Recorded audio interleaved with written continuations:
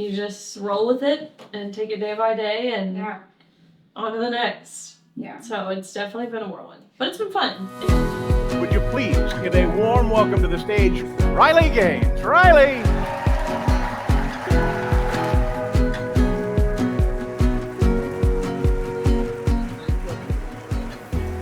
Yeah, so you just got off the Title IX bus tour. Take back Title IX, Yes, right? How was that? It was a 30-day long bus tour. So literally a big bus, like with our faces plastered on it, that we took across the country. So border to border, coast to coast. And in these 30 days, we went to 30 different states, and just highlighted what's going on, how we got to where we are, what the Biden administration, what Democrats, unfortunately, it's become almost an issue that's fallen almost entirely on party lines. So what the Democratic Party has done, how they have really sold out women, and what we can do about it as just everyday people who intuitively know that girls and boys and men and women are different. And so it was awesome. Again, it was chaotic. It was hectic being on this bus for, all 30 days, but very, very worthwhile. So you were living on the bus. That's crazy. And that's what we were doing. How many other people were there with you? So it people rotated in and out. So at different events, we would have different people. But for the most part, at every event, we had 10, 15 different, mostly women who have been impacted by this issue, women who have fought for this, representatives, members of the U.S. House, of the U.S. Senate, even women like Martina Navratilova, who she does call herself a lifelong liberal. We don't agree on virtually any other topic, but she's an incredible athlete herself, and she knows she wouldn't have had the opportunities and the success that she had she been forced to compete with men. So it's been cool, this coalition of women, of groups, of people we've been able to build, and the impact that we've seen since. Yeah, and God created us biologically different. In a way that, when you have this argument, people will say, oh, well, that's saying, that's so sexist of you. You don't think women can compete on the same level as men. And it's no, this isn't a stance that is rooted in any sort of sexism. We're created different in a way that isn't telling women they're inferior, but in a way that's beautiful. We complement each other, men and women. And we've entirely lost the ability to think and comprehend it, the physiological differences we have in that way. So yeah. Yeah, well, people look at, us, women, but Christian women, as bigots, but biblically, God created us so uniquely, and God honored women. Jesus honored women over and over and over again in the Bible. Of course. Yeah, I think a lot with this issue, people look at it from the standpoint of standing for objective truth, like biological reality, which, yes, of course, but more importantly, we are standing for biblical truth. Mm-hmm. We have never struggled to understand at any point since God put Adam and Eve on this planet that men and women are different. And like you said, he created us intentionally and uniquely in his perfect image. Yeah. And so to alter that, or to attempt to alter that, or to deny who God created you to be, that's an attempt to play God. And we know how that works out. Because again, the Bible tells us. It does. Every single time. Yes, every single time. So we know it's coming. So what does this look like? I know you were married 2 years-ish.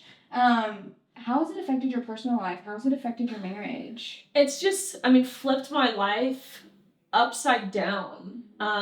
Lots of ebbs and flows. So there's ups and there are days where you feel like you're on top of the world. You feel like there's nothing that can bring you down. You're having lasting impact on people around you, moms, young girls around this country. But then there are other days where the vitriol and the hate that you're subjected to, it gets to you. So it's certainly ebbs and flows. And so being married I got married in my senior year of college, so super young. But that was the best decision I could have made for myself, because he's a blessing. He's a constant through the ups and downs. He's my rock. He's my biggest supporter. And so we've tackled this together, that's for sure. But to have him is it's a blessing. Yeah, that's so awesome. So I know that you are looked up to by so many women and girls, and you're really, really passionate about like men not being in women's sports. But what's something that you're passionate about that maybe people don't know about? Yeah, I like this. And really never a question I don't think I've been ever been asked. And so I would say other issues that are, well, first and foremost, our country right now. I mean, we have been plagued with cultural chaos in virtually every realm, right? So academia, corporate America, our government, the media, even seemingly our spiritual leaders have been, have just really been co-opted by a lot of the chaos. So there are lots of issues to pick from, but I would say one that matters to me and affects me is what we have seen happen with illegal immigration. My husband, who you just mentioned, his name is Louis. He's from England.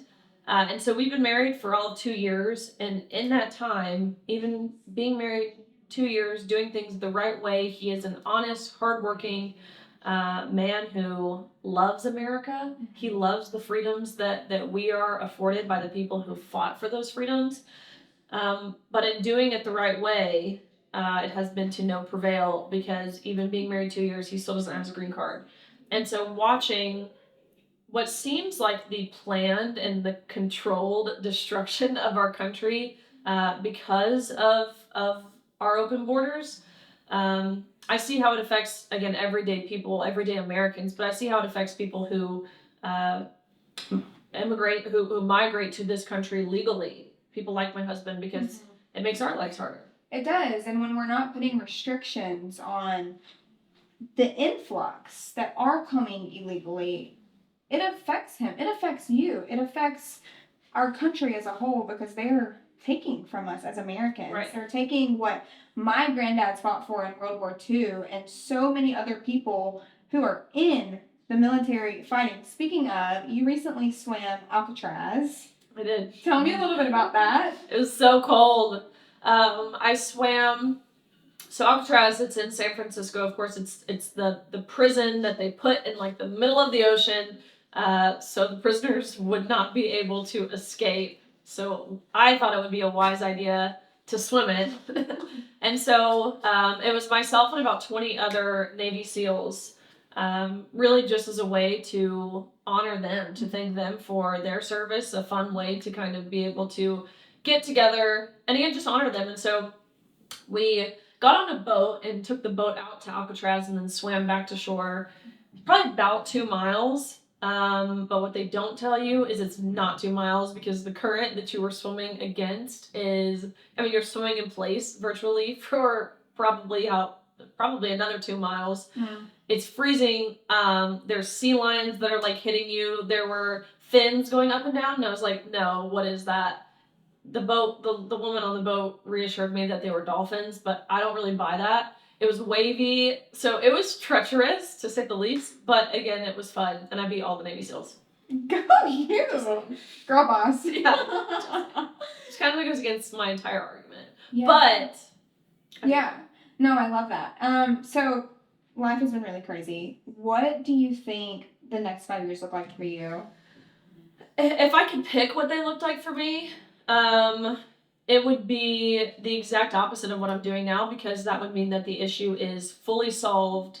There wouldn't be any other girls or women losing out on opportunities, or being exploited in locker rooms, or being injured in their sports, or receiving the message again from our leaders, that they aren't worthy. I don't see that as the direction this is going, at least not that swiftly. I do see that, to clarify, I see that is ultimately the direction that we are going, but in 5 years, there's a lot of damage control to be done. I was super thrilled. I was at the RNC convention to see President Trump, his platform release, which is, of course, the issues that will take precedent that he will prioritize. And issue number 17 in big bold letters is no men and women's sports. So we do have a ticket, one that knows what a woman is, which is crazy that we have to even say that. That should be a deciding factor or even a factor to consider for people. But we have a ticket that knows what a woman is and a ticket that has that has said that they will decisively take action first day in the Oval Office in protecting and ensuring the sex-based rights for women. Yeah. So we'll see. All that to say, what am I going to do? Take it day by day, thing by thing, and just kind of keep trucking along wherever I feel God is calling me. I have learned, and it's been a learning process of learning how to lean into that. Of course, how to trust Him. He opens doors and He closes doors. Yeah. All for His good. So For sure. So I know, not to bring up a sore subject, but dental school is your plan. yeah, Do you think that you will ever get to go to dental school? I can't imagine going back to school now. Right. That sounds like the worst part. Yeah. Having to take tests again. So we'll see. I think again, if this was all solved tomorrow, I would love to. Again, that's what I initially set my sights on was dental school. I was going to be an endodontist. I was already accepted into school, scored the top percentile of the DAT, which is the dental admissions test to get into dental school, had been awarded an ample amount of money in financial resources, scholarships. Here I am kind of just And God said, throwing it all out the window. So we'll see, but the dental school has been incredibly gracious and surprisingly very supportive, and they've said, hey, we love what you're doing. Whenever you want to come back, your spot is open. yeah, So that's incredible. it is. Cool. Well, thank you so much for being here. We're so excited to have you. I'm thrilled. What you guys are doing, what you effectively have done is critical. It is, again, worthwhile, and it's urgent. So we need our people on the ground fighting, and so I'm grateful to be in the fight with you. Yeah, thank you. Thank you.